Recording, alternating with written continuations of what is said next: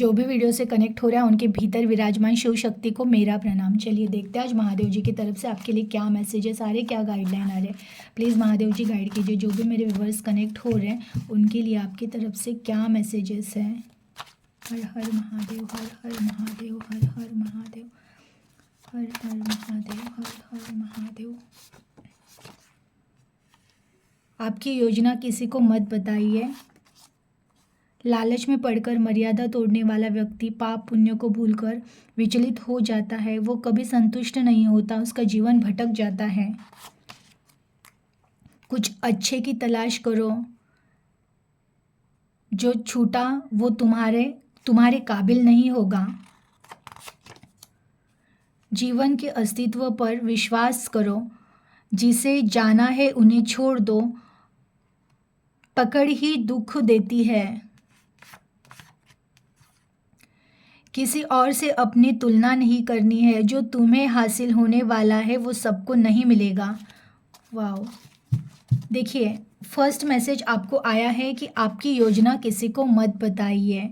तो अगर आप कोई प्लान कर रहे हो जो बिजनेस से रिलेटेड हो सकता है, या आपके कुछ भी कोई भी ऐसी अगर चीज़ है जो अभी आप स्टार्ट करने वाले हो, या आप सोच रहे हो माइंड में कोई न्यू बिजनेस करना है, या घर में आपके कोई प्लान चल रहा है, तो प्लीज़ आपको ये अलर्ट किया जा रहा है कि उस प्लान को आपको किसी को नहीं बताना है जब तक कि वो प्लान 101% होगा।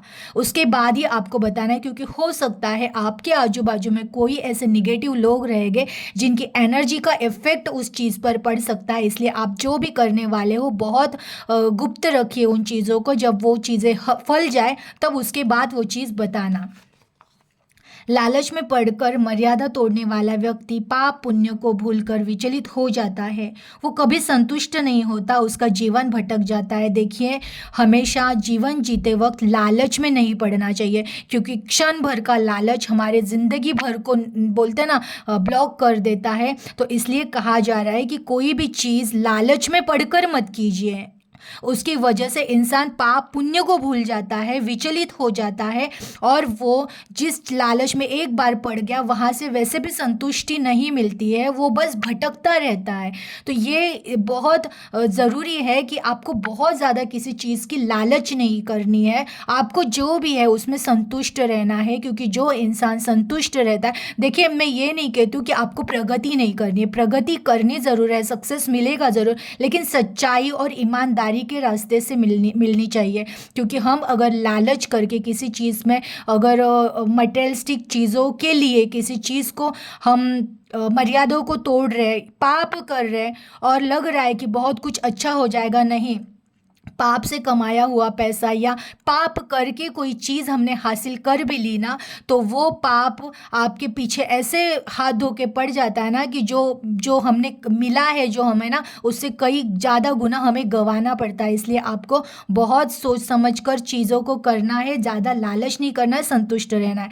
कुछ अच्छे की तलाश करो, जो छूटा वो तुम्हारे काबिल नहीं होगा। देखिए, आज जो भी कनेक्ट हुआ है, अगर आप ऐसे रिश्ते के पीछे थे जिसकी वजह से आप बहुत टूट चुके हो, हर्ट हो चुके हो, आपको उस रिश्ते ने कदर नहीं की, तो आपको कहा जा रहा है कि ऐसे रिश्तों के पीछे भागो नहीं।